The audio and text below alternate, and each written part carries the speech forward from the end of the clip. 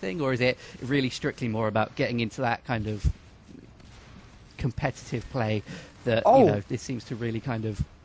Well, it's definitely not about necessarily getting into competitive play. We only expect a small subset of people to really want to do that.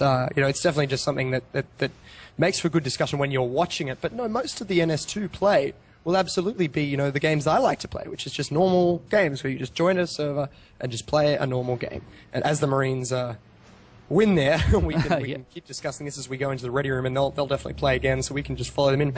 But there will not be any single player. There will not be any single player Natural Selection 2. Of course, there'll be mods people create. We have a huge modding community where I have no doubt we'll see some single player experiences coming out of that. That will be available by a Steam Workshop, but not from us. This is a multiplayer game, but definitely don't get the impression that you would have to be playing competitively or something like that. That's not 99% of players. We just happen to be watching some of that right now, and it's fun to watch. It's fun to get into if you want to, but there's absolutely no obligation there. And most games will not be this kind of hyper-competitive, uber-skill thing. And yeah, we can jump into Spectate again and do it all again. And again, press spacebar and you'll jump up in the top-down view, and you can hit 1 to go into the map and 2 to jump back out again. Brilliant. Right, okay, so looks like this time we've got the aliens on the east side of the map. So this might change it then, because this is last time where they kind of went to straight from the start. Yes, and this will be a swapping of teams. So now we have Archaea on the alien side, so it's up to Archaea to crush the Marine base up here in command at the north side of the map. So we'll see if they can do that. Maybe Exertus will pull it out and be able to pull off an upset.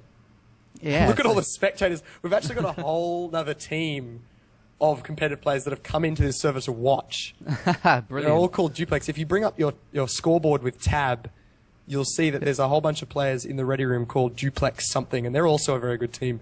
I imagine they're here to watch Archaea and learn from Archaea at the moment. Yeah, try and get some tactics, see what works, see what doesn't. Try and find a way to beat the unstoppable ones.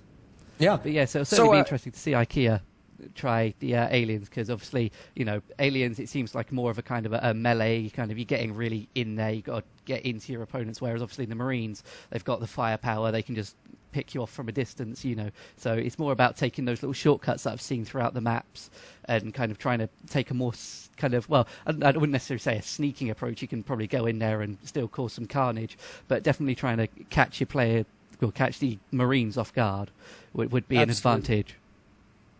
It's an asymmetrical game, Stephen, and it's all about that asymmetry. The aliens are mostly melee-based, the Marines are mostly range-based, and just as a note right now, the teams are just warming up right now. They're not actually playing at the moment. They're just chilling out, warming up. They'll signal when they're ready to go, and you'll see a countdown happen as well. But yeah, it's all about that asymmetry, and it's tough to balance games like this, but we know we're achieving close to 50-50 balance.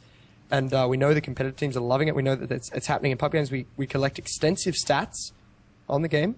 Yeah. And despite that asymmetry, the melee versus ranged weapons, we are getting very good balance in Natural Selection 2 right now. Brilliant. Okay, so I'm a brand new player, and I've seen Archaea and Exodus play, and I'm thinking, wow, I really want to, I want to try and get into some of that. But I'm a completely new player. Obviously, if I jump into a public server and play there, I'm likely to find kind of an easier style of gameplay. But if I'm completely new to the first person shooters, or if I'm completely new to the RTS elements of Natural Selection 2, is there going to be bots or anything I can use to kind of help me get warmed up and into it? Or not bots, because bots, if you think about what NS2 is it's a real-time strategy game where your players are real people. So if we did bots, they wouldn't be representative of... They wouldn't be a very good training experience, basically, because you'd get used to using them like any other real-time strategy unit. And you'd quickly find that actually just learning what the game structures do, what the abilities are, what the weapons are and all that, that's really a very minor concern for a commander. And we're starting this game right now, but it looks like we've got a western side versus the north. But that's a very minor part of learning to command in NS2. The major part is learning to talk with people, to relate to people, to be a leader for other human beings. And that's the key for new players if they want to be a commander. That said, there are very comprehensive tutorial systems going into the game.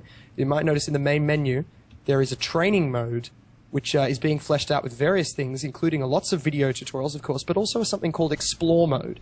And Explore mode... Oh, they've just done a restart. Okay, now they're going.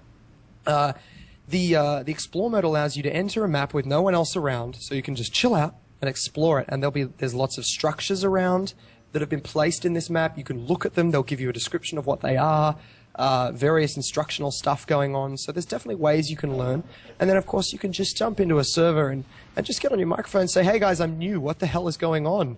And you'll always find NS players willing to teach. That's one of the great things about the NS community is it's very accepting of new players. We want players to learn. And, of course, if you jump into the command station or the hive and try to do the real-time strategy thing when you've never played NS before, people might get a little bit annoyed with you. You know, hey, come on, you know, what are you doing? But at the same time, if you play a couple of games in first person, work out what is roughly going on in the game, you know, what an armory does, what an infantry portal does, what a whip does, what a harvester does. You know, work out those basics and say, hey guys, I'm a new commander, haven't played much. What do you want me to do? And they'll say, oh yeah, quick, we need an extractor over here in West Skylights. And you'll say, oh okay, I'll find West Skylights and drop that extractor. So it's a combination of the tutorial systems we are putting in, and also getting in there and being talkative with other people and learning the game. Because, as you say, it is a complex game, and we don't shy away from that. We actually think it's one of the strengths of Natural Selection 2. Yeah, it certainly is a kind of a... There are plenty of games out there that, you know, you can just jump into and pick it up and be kind of as competitive as everyone else within a day or two. It is nice to have the games like Natural Selection 2 that do have that extra layer of depth, you know, that extra chance to, you know, push something. So, yeah, you can be a great first-person shooter player. You could have played them for years, and you know, on the ground, be really competitive. But if you're new to RTS, there's like a whole other layer of strategy to learn there.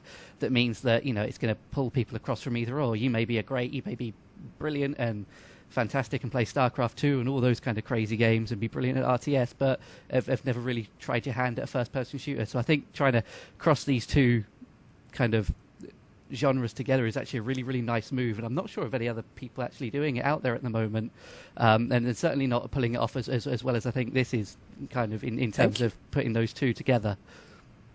It's there have been other attempts. I mean, obviously the original NS was an attempt that was wildly successful back in the day. Yeah. There's also been Savage and Savage 2 that came after, and also Nuclear Dawn has tried as well. So it has been tried a little bit, but it's never exploded, and we want it to explode, and we're trying to, you know, look at where the original NS wasn't so great, look at where other games have been good and not so good, and try and work out, get this balance, because as you say, it's cool to mix these two.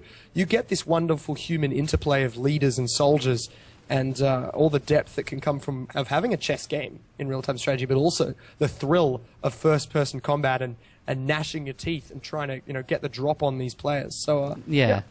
And from my understanding, although maybe in competitive play they'll assign a commander whose job it is to know the role inside out. I think during the games I played, there's actually just a commander station that anyone can jump into at any time. So if you fancy doing a bit of base building, you can jump in, drop an extractor, you know, do that. But then if you think, well, actually, I can see from here that, you know, my team's having a bit of trouble down in the west side of the map, and you can just hop out and just go down there and give them a hand.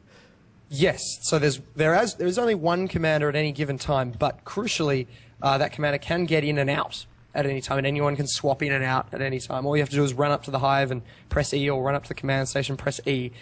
So it's very much a case of anyone can try. At the start of the game, it's basically just the first one into the respective building becomes the commander. But you can get in and out, and, you know, if your base is under heavy attack, you're going to need to get out and help. So yeah.